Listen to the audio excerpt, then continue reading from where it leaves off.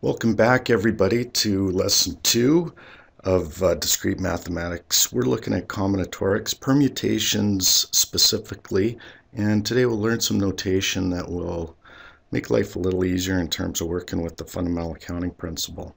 This investigation that we open with is something you may wish to try on your own. Feel free to do that. Stop the video and then run through this and check that your answers agree with mine. So, two letters A and B can be written in two different orders, A, B, and BA. These are permutations. List all of the permutations of three letters, A, B, and C. How many permutations are there? Well, to do this, we can list these just in order.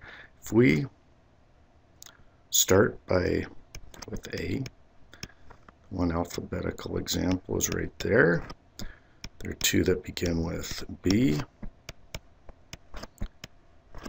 And finally, two that begin with C. Now, we could also do this using a tree. Notice that we can have A for the first one. Then from here, we have B or C. Here, A or C. Here, A or B. And then continuing on, there'd just be one branch off of each of these. We'd have C, B, C, A, B, A. There would be a total of 6. So 6 permutations in total. Now for part B, list all the permutations of 4 letters, A, B, C, and D. How many permutations are there? Well, instead of listing these out, which we could do, let me just show you one set where the letter D would just occur at the beginning of 6 unique arrangements. Notice all of these start with D, and because we've just seen 6 different ways of arranging A, B, and C, there would be 3 other sets of 6, sorry, where D could be positioned. Either it's the second letter, the third letter, or the fourth letter. So in this case, we end up actually with D being 4 times 6 equaling 24. Now again, back to the fundamental accounting principle. How did that work for letters A, B, and C? Well, we actually had originally 3 letters. First letter could be A, B, or C. That left 2 for the second and 1 for the third. There's that number 6 that we found in part A. And then bringing in another factor of 4 at the beginning gives us the total here of 24 for part B. What do you think for the number of permutations of 5 letters? Well, we add one more letter, so let's add another color, and that would just simply be 5 times 4 times 3 times 2 times 1. I don't really want to do the listing of those, nor the tree diagram for that matter, but there you go, 120 for part C would be correct. Instead of arranging letters in order, we can arrange objects if they are all different. How many different ways can 7 people be arranged in a line? Okay, again, this would be 7 times 6 times 5 times 4 times 3 times 2 times 1. You may realize that we don't really have to multiply by the 1, but just to keep the full concept here together, we will do that. Now this is a big number. This is 5,040. Part B, how many different ways can 10 different books be arranged? Well, here we are multiplying all the numbers from 10 on down to 1. I'm not going to do that, nor even give you the answer, but you get the idea here. And then back to permutations of the letters of the word prove, similar to what we saw before with 5 letters. We would expect that to be 5 times 4 times 3 times 2 times 1, and we saw that answer already is 120. Okay, well, we need a new notation here. This is just too many products that we're writing out. And so a shortcut is using factorial notation. You see it kind of listed below here. Now for this last question, what we would say is that the number of permutations of these 5 letters would be 5 factorial. It is an exclamation point. Doesn't mean to shout the number. Doesn't mean 5. But it does mean to take that number and multiply it by all the counting numbers below it. So 5 factorial is the same as what you're seeing to the right of it. And you will find that, unfortunately, in the TI buried under the Math menu. So on your calculator, press 5 first, then press Math. We press 5, press the Math button.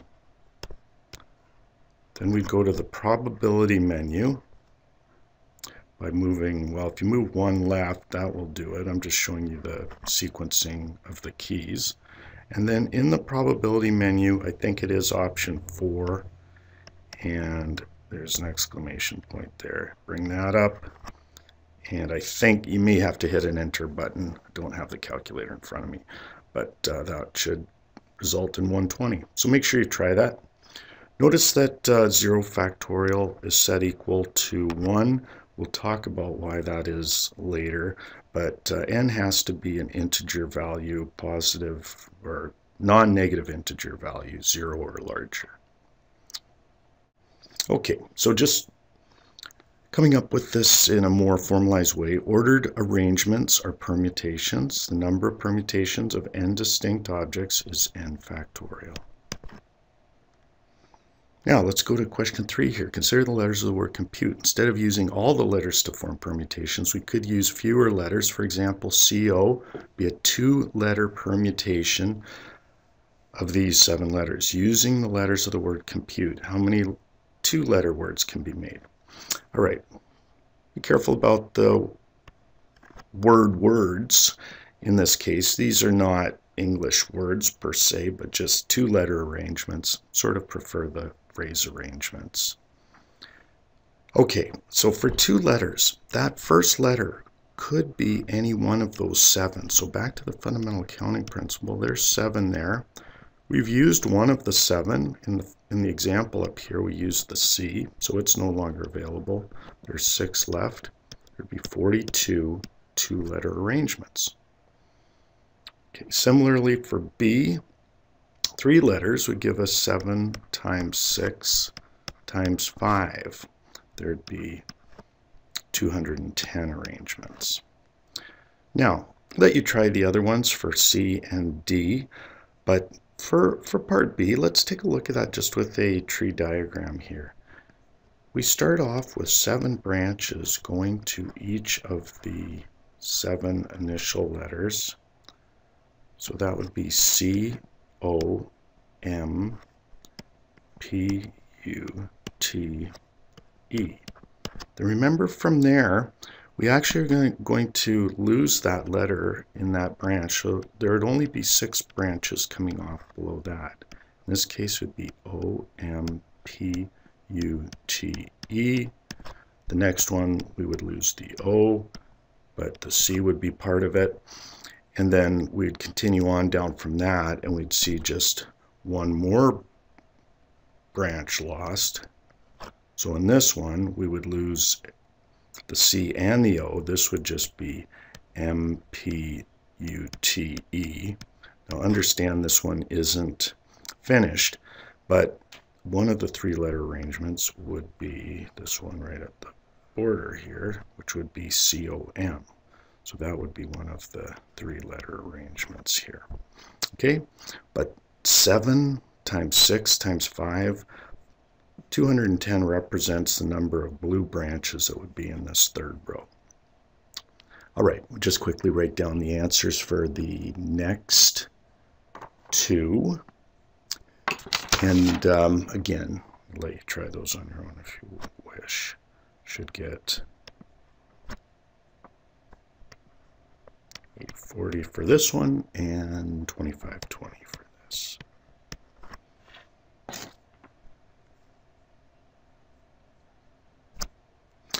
Okay, so how can we do this with a shortcut? Well, number of permutations of n distinct objects taken r at a time is given by this notation, npr. P's capitalized, the, oops, that's a 4. I think I said r. npr. The n and r are both subscripts compared to the p. And what this is n factorial over n minus r factorial. And this allows us a quicker way of answering questions like we just did above. So for example, the one that we just did here with how many 5-letter words can be made, we have 7 letters we're choosing from. We're interested in the permutations, so P, and 5 letters, so 7P5. We can put that into the calculator. What we would do here is we would put in 7 math, then move over one menu to the probability menu, and this time I believe it's option 2, and this is NPR, and you will see that it moves into this notation. We then put the 5 to finish this off and an enter, and you should end up with this value here. And again, what this would be calculating here, so for 7P5, kind of out of room, that's why I'm going to do it in here, be 7 factorial over 7 minus 5 would be 2 factorial. And notice this is how we were solving the questions above here. We actually have a quotient, but look at what the bottom is. The bottom is 2 times 1. In the top there's a 2 times 1. So we end up with just 7 times 6 times 5 times 4 times 3. And that should match up with what you did for part D just above here. Okay. We'll later come back to combinations. We'll later do combinations where order doesn't matter, but for all of these examples, order will matter. And let's just continue on with them. Example 1. In how many ways can a president, treasurer, and secretary be selected from 20 people? Okay, so fundamental counting principle. We have 20 people available for the president. Then one of them is the president, so remaining would be 19 for the treasurer. And that would leave 18 for the secretary once the first 2 postings have been filled. Multiplying that number out is a large number here, and it is 6840. Now I probably still would do this one using the fundamental counting principle, but we could have done this also using NPR notation. So again, with the calculator, we could just have written 20, those are the number of people, P3, this is what we're choosing from. This is 20 factorial over 20 minus 3 factorial, which is going to give you the same answer, and that will be 6840. Okay, so 20 factorial over 17 factorial. Notice everything's going to cancel in those factors except for the numbers that we had up here, the 20, 19, and 18. And that gives you the answer. Okay, number 2, how many different ways can 4 people be seated in 8 seats? Well, this time we're actually taking the 8 seats and we're basically selecting sets of 4 from those. So you have to take this from the perspective of the seats. This would be 8p4, and for that one we get 1680. You may wish to try that one using the fundamental accounting principle and just confirm that we get that same answer. Number 3. How many 3-letter words can be formed from the word group if there are no restrictions? Okay, well, this would be 5p3. And again, just this would be 5 factorial over 5 minus 3 factorial, which would be 5 times 4 times 3 times 2 times 1 over 2 times 1. 2 times 1 cancels top and bottom, and we're left with 5 times 4 times 3, which is 60. Okay, and again, back to the fundamental accounting principle. For the first letter, there were 5 options. For the second letter, there were 4 options, leaving 3 options for the third, and that also gives you 60, okay, using the fundamental accounting principle. Now, no vowels. If there's no vowels, we're just working with arrangements from the letters G, R, P. And we need to use all 3 of those, so we can just do that directly as 3 factorial. 3 factorial being 6. Exact same as if we were arranging A, B, and C at the beginning of the investigation. Now, we could also say that this is 3P3. We've got 3 letters in our pool where we have to pick all 3 and then order them. This would be 3 factorial over 3 minus 3 factorial, which would be 0 factorial. The top is 6, and remember we define 0 factorial as 1, and this is why we have to do that, so that we get the correct answer when we're picking all the objects. Words have to have at least 1 vowel. Now, you are going to learn to hate the phrase at least, but right now it's not too bad. It's just that it frequently involves cases, and with cases come more work, more doing case analysis, but that will come up in a few days. In this case, though, notice that if we take the answers from 3A and 3B and subtract them, we actually end up with the correct answer. And why is that? Why, if we take 60 minus 6, why is 54 the correct answer?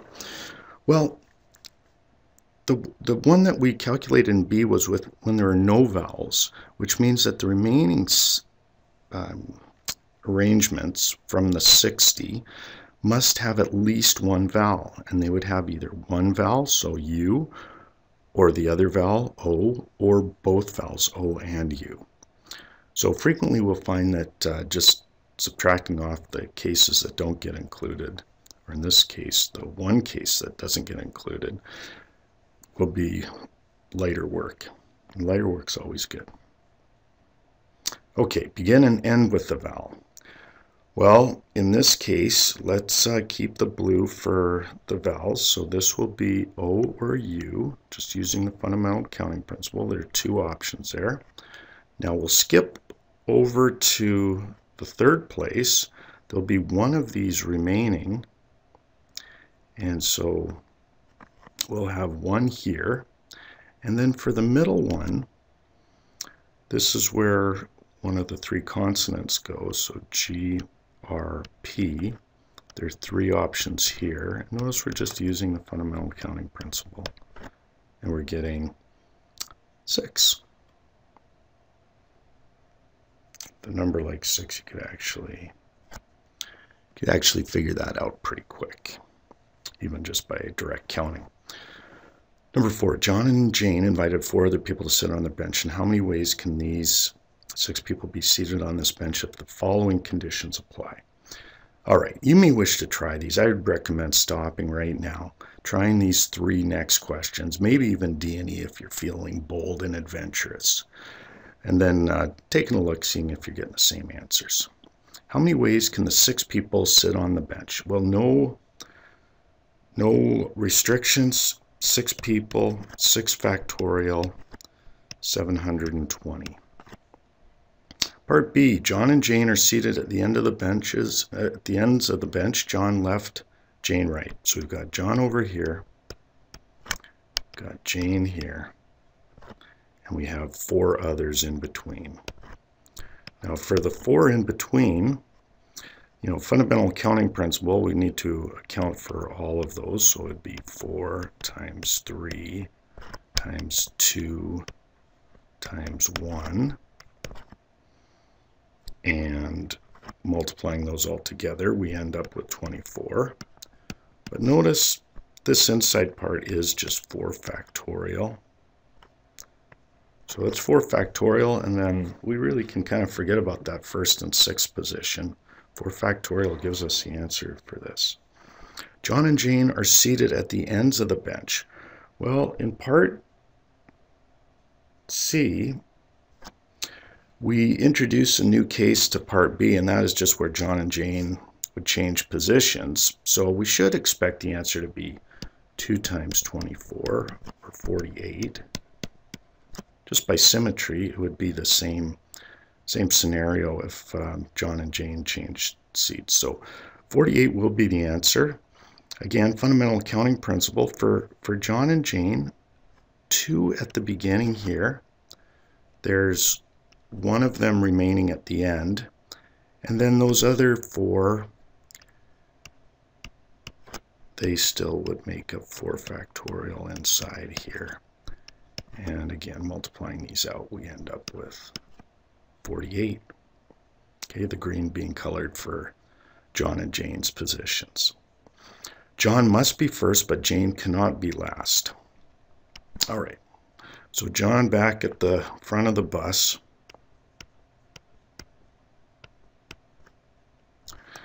Now, Jane can't be last. So what we'll do is we'll go back here, and for this last position, we have only 4 options, right? We have the 4 others that we don't know their names. And so that will be the last position. Now, as we move from 4 back to this position, let me just draw lines for these other positions. We lose one of these 4, but we also pick up Jane. Jane's now available. So losing 1, gaining 1, we're back to 4 here for this next one, okay, because Jane could be part of this. And then from here, we're dropping 1 each time, and let's just move from right to left this time. Okay, multiplying those numbers together, we get 96. So 96 arrangements. This way ensures Jane is not in the last position, and we meet the rest of the criteria. John and Jane must sit together. All right, in this case, what we do here, or what I like to do, is think of John. I'm just going to use abbreviations JO and JA for John and Jane. I am going to put those together inside a bubble. Now these other people, let's just refer to them as 1, 2, 3, and 4. It's worked so far for us. They don't need names. Okay, we have these 5 objects that we need to arrange. All right, we're basically putting John and Jane together as one object. Now, how many ways are there of arranging these 5 objects? Well, that would be 5 factorial. Okay. Within that arrangement, though, do you see that there would be 2 ways of arranging John and Jane? So, for example, just how it's set up with John and Jane sitting to the far left, we could have Jane to the right or Jane to the left of John. So it turns out that we actually have to double this answer, and it really is 2 factorial. There are 2 factorial ways of arranging John and Jane for any of the ways we arrange these 5 objects. Multiplying together, we have 2 times 120 or 240. Okay, I'm just moving along here. And how many ways can 8 people be seated in a row if there are no restrictions? Again, this is something that you might want to try on your own. Very similar to the last question. I'm going to go through this fairly quickly here. For the first one, 8 factorial. We're using all 8 people.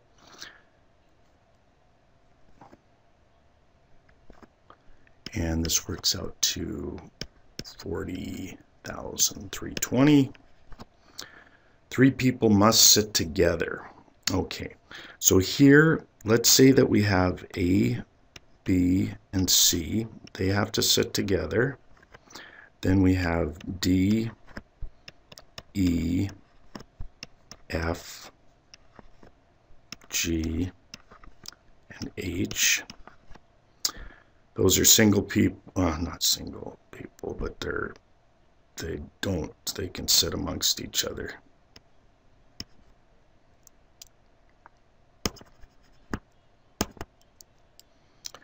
We have these 6 groupings, okay, that are circled. So 6 factorial for that.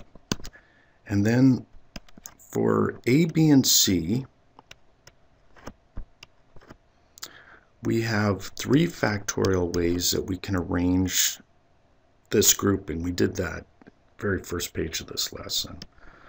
So in this arrangement here with A, B, and C at the front, there's 6 arrangements for A, B, and C. So we end up multiplying these out, and this is 4320. 5C, 2 people must sit with their respective partners. Okay, so now let's partner up A and B. Let's partner C and D. We're going to bubble those together. E, F, and G are singles. Okay, so in terms of the green circled objects, there's 6 factorial of those.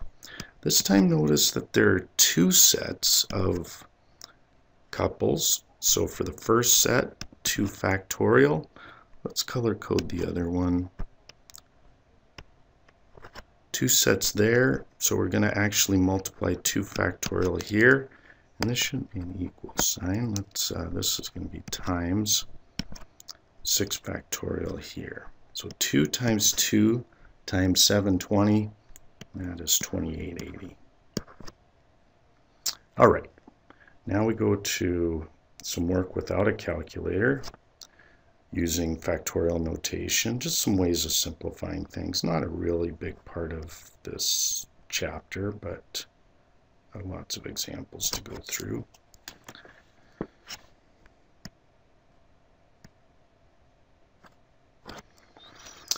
All right, so instead of just going 8 factorial over 6 factorial here and doing that calculation, realize that this is 8 times 7 times 6 times 5 times 4 times 3 times 2 times 1 over 6 times 5 times 4 times 3 times 2 times 1. Well, you'll notice everything cancels out here except the 7 and 8 up top. So we get an answer of 56. We actually could have written 6a as 8 times 7 times 6 factorial, and then the 6 factorials would cancel top and bottom. For the next one, 3 factorial plus 4 factorial, well, those will become fairly common. We're just doing this as 6 plus 24, or 30. We could factor out 3 factorial from them. Could say 3 factorial times 1 plus 4. And that also would, this would give you 6 times 5, which equals 30 as well. 12p4. Okay, remember, this is 12 factorial over 12 minus 4 factorial over 8 factorial. So this becomes 12 times 11 times 10 times 9 times 8 factorial over 8 factorial. And see, instead of expanding out 8 factorial, we can just see that this is going to be the product of these 4 numbers. And the product of these 4 numbers is relatively large. I'm looking for it right here, not finding it, but there it is, 1, 1. So So 11880. But I'm not really sure what this means to simplify without a calculator. I still would want to use a calculator for that. Okay, why don't you try D, and just write down the answer here for that one. It will be over 9 million, so this is a big number. Just even writing out this number is taking too long. The next one, we bring in some letters here. What does this mean? N minus 1 factorial over n plus 1 factorial. I have a tendency to just look and see which one of these expressions is larger. For this one, the bottom one is larger, and I'll show you that by starting the expansion of the bottom one.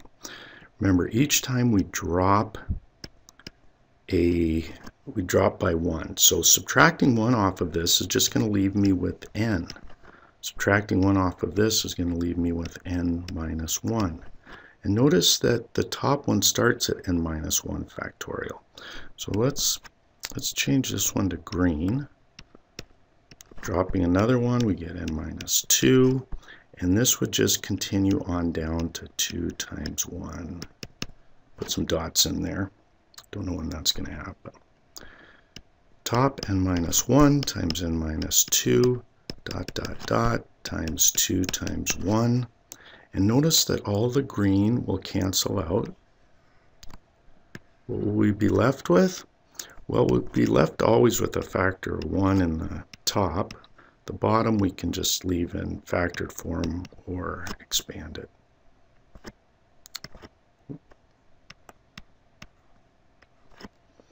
Okay, so we get that.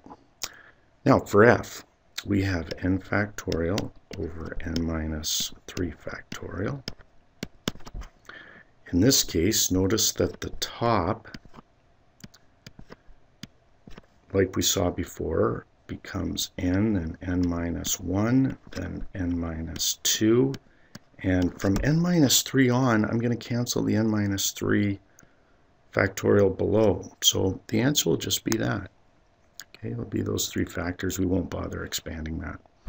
Number 7, solve for n. Okay, well, we start with the larger one up top. So n plus 1. We drop, I'll write this in. The next one would be n. Let's just stop, and instead of continuing to expand, let's just write n factorial for that. We have n factorial underneath. So these cancel. We just end up with n plus 1 equals 7, so n is going to equal 6. B, we've got n factorial over n minus 2 factorial equals, now this will simplify to n times n minus 1. Next one would be n minus 2, which will cancel the bottom. This is set equal to 20. We actually have a quadratic here. So we have n squared minus n equals 20. Let's bring that 20 over. And let's solve this by factoring. We get n minus 5, n plus 4 equals 0. And we've got 2 possible answers. The only one that we can use is n equals 5 because negative 4 is not possible for factorial notation. And in fact, with picking 2 objects from n, we'd have to have at least 2 for n. The actual potential value for n here would be n is greater than or equal to 2. Okay, this number has to be equal to or larger than the value we're choosing from.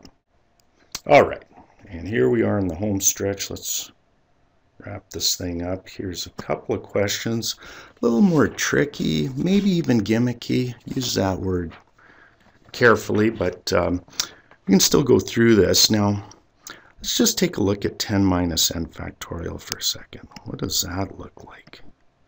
Well, we would be breaking down 10 minus n. Dropping 1 would actually give us 9 minus n times 8 minus n, and this is going nowhere good. So we're going to leave that, and let's start by cross multiplying. So let's write n times 10 minus n factorial. And then with 10 factorial, I'm going to actually take that and start breaking it down. Let's go 10 times 9. Now here I notice that this is actually the same as the 90 here. So we'll stop here and leave the remaining 8 factors as 8 factorial. Notice that now I can divide 90 by both sides, and I end up with 10 minus n factorial equals 8 factorial. The only way that this actually works is if this piece, the argument of the factorial, is the same on both sides. So I have 10 minus n equals 8, therefore n equals 2. Okay, and then the last one here, n factorial over n minus 3 factorial for the left side. The right side might be a little confusing with the notation. It's actually 7 times this. So it's 7 times 6 factorial over 6 minus 2 factorial, which is 4 factorial. On the left, the top is bigger, so we start writing this as its factors. That should be a 1, not a v. We end up getting to this point of n times n minus 1 times n minus 2. From there on, n minus 3 is going to cancel the n minus 3 below it. So we have that. On the right side, we've got 7 times 6 times 5. And then after 5 up above, 4 factorial on down is going to cancel with the 4 factorial below it. So we end up with this equation. And just by placing these to where they belong, kind of messed on that, we end up with n would equal 7. So 7 minus 1 is 6. This will be 6. And 7 minus 2 will be 5. So n 7. How many ways can 4 people be seated in a circle? This is the last concept here for the class. In a circle, what we're looking at here is a unique scenario. We've got 4 people whose initials will be A, B, C, D. Now, circular arrangements we have to be a little bit careful about because rotations of this are not considered unique. For example, if I rotated each of these 90 degrees, I'd end up with this.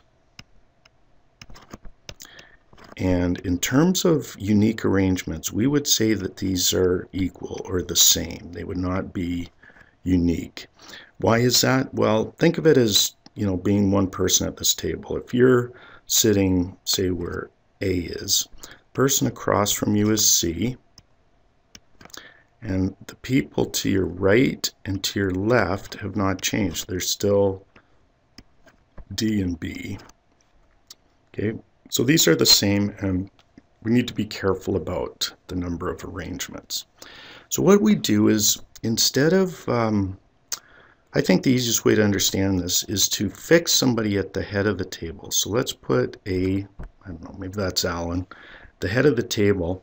And then what we're doing is we're actually just looking at how many ways can we arrange these 3 people around Alan. Well, there's 3 seats there.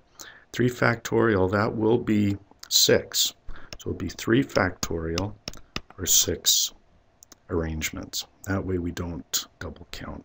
Or in this case, we would have actually, if we'd done 4 factorial, we would have had 4 times too many arrangements. And that makes sense if you think about it.